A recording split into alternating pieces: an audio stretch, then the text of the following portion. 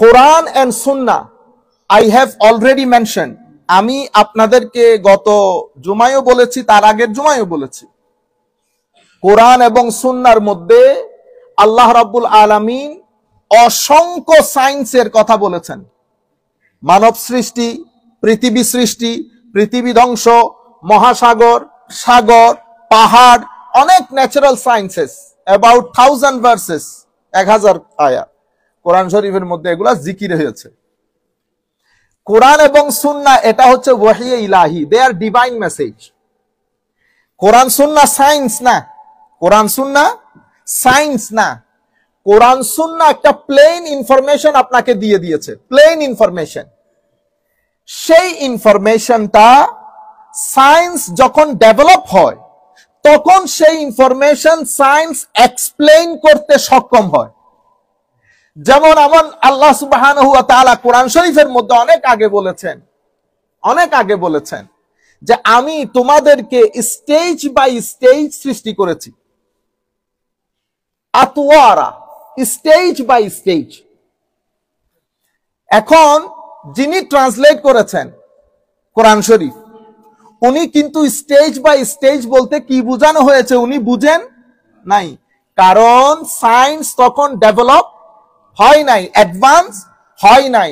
Intellectual mind এই জিনিসটাকে explain করার মতো সক্ষমতা অর্জন হয় নাই। তো যিনি অনুবাদ করেছেন উনি করে দিয়েছেন আল্লাহ ধাপে ধাপে সৃষ্টি করেছে। এখন ধাপে ধাপে আমিও পড়েছি, আপনিও পড়েছেন, বায়োলজিক্যাল এক্সপার্টও পড়েছে, সায়েন্টিস্টও পড়েছে, তারা এটা বুঝতে পারে নাই। গত শতাব্দীতে যখন মাইক্রোস্কোপ আবিষ্কার হয়েছে তখন তারা দেখতেছে আইডিয়া এটা তো ডেভেলপ হচ্ছে স্টেজ বাই স্টেজ। তো তারা বলছে কি যে embryo stage by stage mother বোমস এর মধ্যে ডেভেলপ করে। আমি উঠে বলে দিলাম এটা তো কোরআন শরীফে আছে। কেমনে? আল্লাহ রাব্বুল আলামিন কোরআন শরীফে বলেছে ওয়ালাকাদ খালাকাকুম আতওয়ারা, আমি তোমাদেরকে তৌর আফটার তৌর, স্টেজ বাই স্টেজ তোমাদের এমব্রিওকে মাদার বোমস এর মধ্যে ডেভেলপ করেছে। আপনারা বুঝতে পেরেছেন?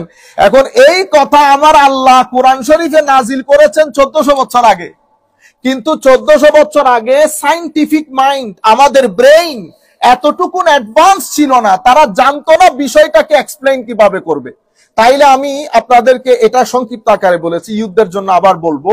আমি শুধু আপনাদেরকে বলছি ডিভাইন মেসেজের কাজ হচ্ছে ইনফরমেশন দেওয়া। ডিভাইন মেসেজ অ্যান্সার করে হোয়াটকে, what, this is what happened, or this is what happened, or this is what will happen. This is the responsibility of divine message. What is your and my responsibility? What is the responsibility of science? বিজ্ঞানের দায়িত্ব হচ্ছে এটা কেন হয় এটার উত্তর দেওয়া। তাহলে বিজ্ঞান উত্তর দেয় কেন, ডিভাইন মেসেজ শুধু ইনফরমেশন দেয়।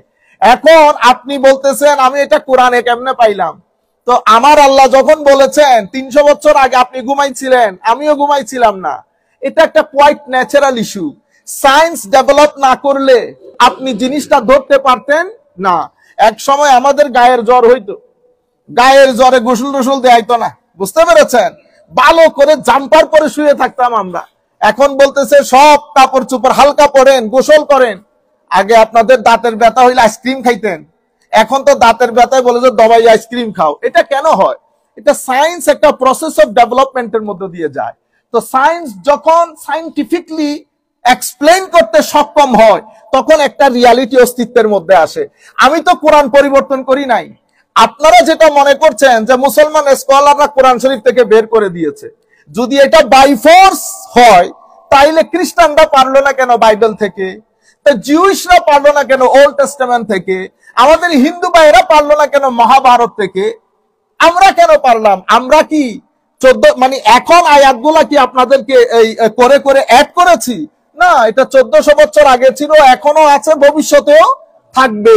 এটা কেন হয় সেটা আমি পরে আসতেছি। My dear brother, the very important question that they raise,